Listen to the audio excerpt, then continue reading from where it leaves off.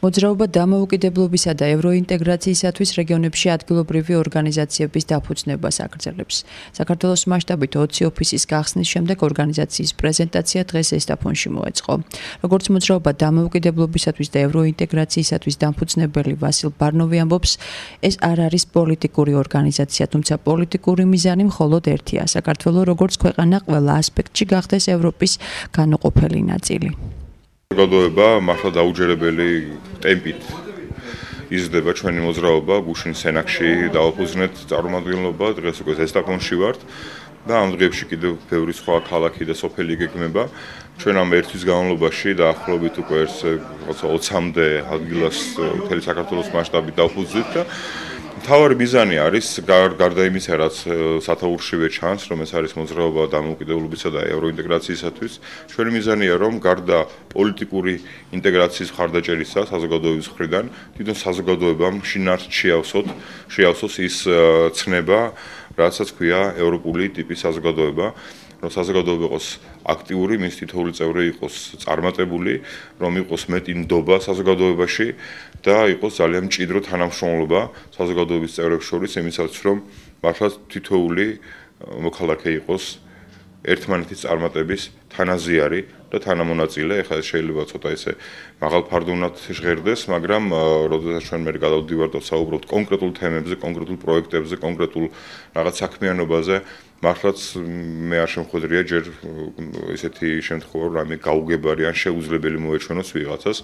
მე ვფიქრობ, რომ ძალიან მალე, ალბათ უკვე რაღაც მაქსიმუმ ერთ თვის განმავლობაში ჩვენ მთელი საქართველოს მასშტაბით უკვე დავაფიქსირებთ ამ მოძრაობას, ამას ვამბობ გამომდინარე რა ტემპსაც ვხედავ და ჩვენ არ გვეგონთ სხვადასხვა არაფერს, უბრალოდ ვეხმაურებით იმ მოთხოვნებსაც ადგილებიდან მოდის და უკვე დაწყებული გვაქვს რაღაც კონკრეტულ საქმეებზე, ასე ვთქვათ, მუშაობა და ამის შემდეგ კიდევ უფრო ფართოდ დავიწყებთ, გავშლით ამ მოძრაობას და მე მიმაჩნია, რომ ეს ყოველგვარი უშუალო, ყველანაირი უშუალო პოლიტიკური მიზნის მაღლა დგას ეს ყველაფერი და მე ამ შემთხვევაშიც მინდა ვისარგებლო ამ შემთხვევით თქვა, რომ ეს არ არის პოლიტიკური მოძრაობა, ეს არის საზოგადოებრივი მოძრაობა, არანაირი უშუალო პოლიტიკური მიზანი ჩვენ არ გვაქვს, ჩვენ გვაქვს ეს ერთი დიდი, შეიძლება ასე ითქვას, პოლიტიკური მიზანი, რომ ქვეყანა, საქართველოს როგორც ქვეყანა, როგორც საზოგადოება, პოლიტიკურათაც და მისი ყოველდღიური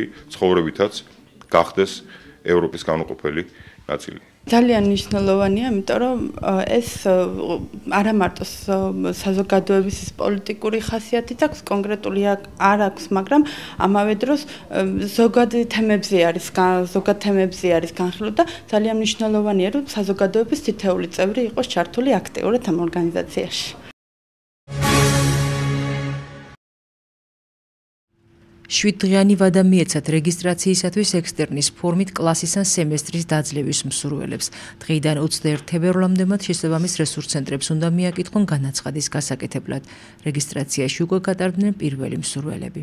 რეგისტრაციისთვის პირი მსურველი წარმოადგენს განცხადებას თუ იგი არის სრულწლოვანი, ესე იგი 18 წლის, ასეთ შემთხვევაში თვითონ უშუალოდ წარმოადგენს ამ განაცხადს შესაბამის დოკუმენტებთან ერთად, ხოლო არასრულწლოვანის შემთხვევაში განცხადებას წერს მისი კანონიერი წარმომადგენელი, მშობელი და ისიც წარმოადგენს შესაბამისად საჭირო განცხადებას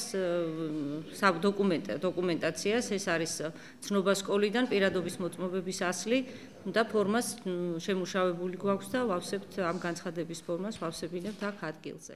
ვსწავლობდი ლემში, გამიჩნდა ექსტერნის სურვილი, რომ ავიღო ატესტატი. გამოვედი მე-10 კლასიდან, მომემზადები სათანადოდ და მაგ ჩემი თავის იმედი, რომ ჩავაბარებ გამოცდებს. საექსტერნო საგამოცდო წესები შემუშავებულია და გამოცდების ჩატარების ადგილებიც განსაზღვრულია. გამოცდაზე დარეგისტრება შეუძლია როგორც საჯარო სკოლის, ასევე კერძო სკოლის მოსწავლეებს, ასევე სკოლიდან გასულ მოსწავლეებს, რომელთაც არ აქვს დაძლეული შესაბამისი კლასები და არ აქვს საშუალო საფეხური დასრულებული. ექსტერნატის გამოცდისათვის რეგისტრაცია მიმდინარეობს როგორც კლასის, სემესტრის, ისე კლასების დაძლევის მსურველებისათვის, თუ მათ ასაკი უწყობთ ხელს, ანუ აქვთ შესაბამისი ასაკი. რეგისტრაცია მიმდინარეობს 14 თებერვლიდან 21 თებერვლის ჩათვლით, ხოლო გამოცდები, ექსტერნატის გამოცდები იქნება 6 მარტიდან 21 მარტის ჩათვლით. სკოლის მოსწავლეები გამოცდას ჩააბარებენ თავიანთ სკოლაში, ან თუ სკოლის მოსწავლე არ არის, მათთვის სასურველ სკოლაში შეუძლიათ მიუთითონ და ჩააბარონ გამოცდა.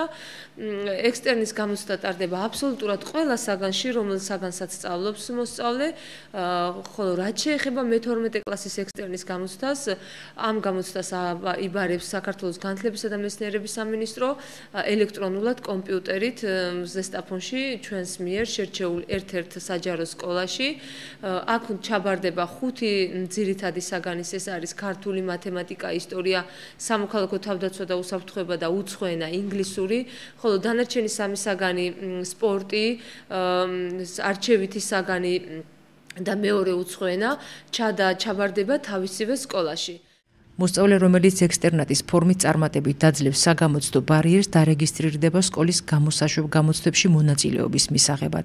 ამასთან პირზე, რომელმაც პროგრამები წარმატებით დაძლია ექსტერნატის ფორმით, ოქროსა და ვერცხლის მედალოსნის ატესტატი არ გაიცემა.